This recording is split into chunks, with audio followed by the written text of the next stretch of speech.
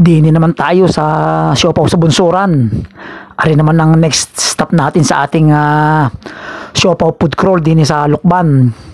Aring siopawan sa Bunsuran ay isa rin sa mga paborito kong kainan pagdating sa siopaw. Ay ari kagaya din doon sa isang kinainan ko, yung Mayra siopaw. Malambot ang laman, malambot ang tinapay, baling dami din ang laman, at ang sauce, nako, napakasarap din ng sauce na rin.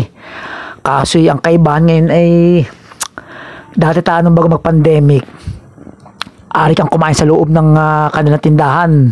Dahil bukod sa siopaw, dati sila may tindang mami, yun, tas siopaw, ay ari ka doon kumain sa loob. Tapos bibigyan ka ng sulyaw o kaya malukong. Tapos ay doon mo ipapatong yung siopaw mo.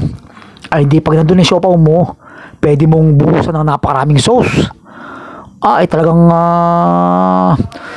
sa sauce pa lamang ay tubong-tubo ka na, ay masarap yung siopaw. Tapos yung sauce pa ay ari mong higupin.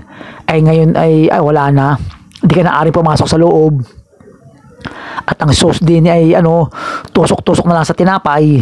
Yun ang nakakamiss din sa siopawan sa Bunsuran. Yung ganong style nila dati na ari kang pumasok sa loob at yun nga, magpakasawa ka sa sauce. Ay din ay yun, pag tinutusok-tusok mo yung sauce sa tinapay ay nagkakayat sa kamay, ay lagkit.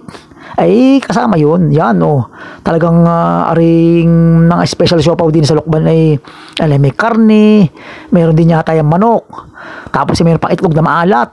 Ay walang sinabi yung siopaw sa Maynila, jableg. Pagkalalaki ng tinapay nga, laki ng siopaw, gusto lang sa laki ng tinapay, pero ang laman pagyakaunti Mariosep, pinahid lang yung laman sa totoo lang.